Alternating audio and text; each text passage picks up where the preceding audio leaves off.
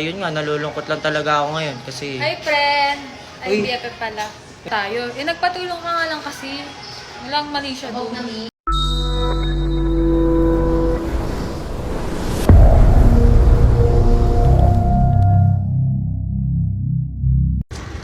Kakaligo ko nga lang mga friend, tapos kanina pa nga pala ako kapaikot-ikot dito sa Mainos pero di ko pa rin nakikita yung BFF ko. Kanina pa naman ako gising pero di ko pa rin nakikita yung BFF ko eh. Dapat mga ganitong oras nakikita ko na yung BFF ko pero ewan ko, siguro nagtatago siya ngayon.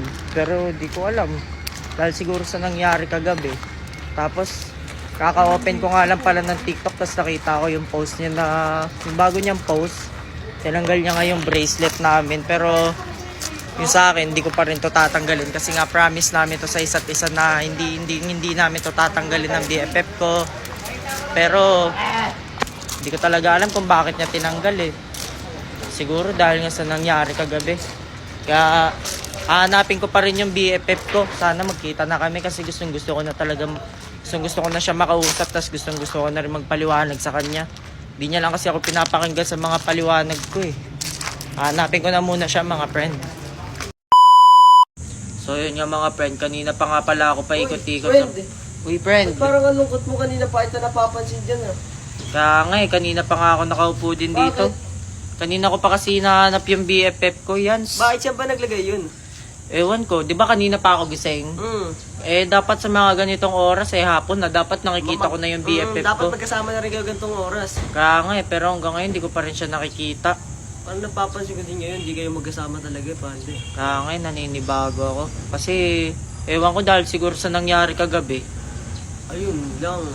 Eh hindi niya naman kasi muna ako pinakinggan, friend. Bakit kasi hindi ka muna niya pinakinggan? Dapat pinakinggan ka muna. Kaya nga eh, Pinakinggan ka muna dapat niya. nag-walk out kasi siya agad. Tas ngayon, di ko na alam kung paano ko ipapaliwanag yung side ko. Kasi walk out siya agad eh. Di niya man lang muna ako inayaan magpaliwanag. Kaya ka nalulungkot ako ngayon kasi di ko alam kung ano na yung naiisip ng BFF ko ngayon. Baka mamaya friend, nandyan na yan. Antay-antay mo na lang kasi baka mamaya naglakad-lakad lang yan dyan, baka nagpapalamig lang, di ba? Kaya nga eh, pero di kasi talaga ako sanay na di siya kasama eh. Uy, kawawa naman! Mami, Bakit? kasi po dapat kasi sa mga ganitong oras kasama ko na po yung BFF ko. Nasaan ba BFF mo? Yun nga Sino po ba eh. BFF mo? Si Ligaya o si Sholane? Hindi po, isa lang naman yung BFF ko, Mami B. Si Sholane? Kala ko kasi lang kayo po. na eh. Hindi po. So yun nga. Ano yun friend, saan natin hahanapin yun? Sa mga hanapin din yun. Ewan ko, siguro pag nakita na, sana nga magkita na kami para mapaliwanag ko naman yung side ko. Baka nagpalamig-lamig lang yun friend. So tara na nga muna yan. So, Tara, dun, friend. maglibang-libang na lang muna tayo dun. Sana makita ko na yung BFF ko. Tara. So yun nga lang pala mga friend, nalulungkot nga lang pala ako ngayon kasi hindi ko pa rin nakikita yung BFF ko. Kanina pa ako dito sa Mainos pero di pa rin siya pumupunta dito. Naboboring na nga ako kasi nasanay na kasi ako na kapag nandito ako sa Manix House kasama ko yung BFF ko. Tsaka pag gantong oras, dapat magkasama na talaga kami neto. Tsaka syempre quality time naming dalawa. Tsaka yun nga, nalulungkot lang talaga ako ngayon kasi... Hi, friend! Ay, Uy. BFF pala. Huwag ka munang lumapit dito, Lian. Bakit? Nakita nga kita dito mag-isa. Buti nga nilapitan kita eh. Nag-away na nga kami ng BFF ko dahil sa'yo, lalapit ka pa ngayon. Bakit may masama ba tayong ginawa eh? Nagpatulong ka lang naman edit eh. Yun na nga yung di ko maintindihan ngayon Oo, kasi ikaw masama yun. wala naman kasi tayong ginawa masama naman talaga. eh. Pero yung inaano ko kasi, nasasaktan yung BFF ko sa nangyari nga kahapon. Na nagtabilan tayo. Nagpatulong ka nga lang kasi. Walang mali siya doon.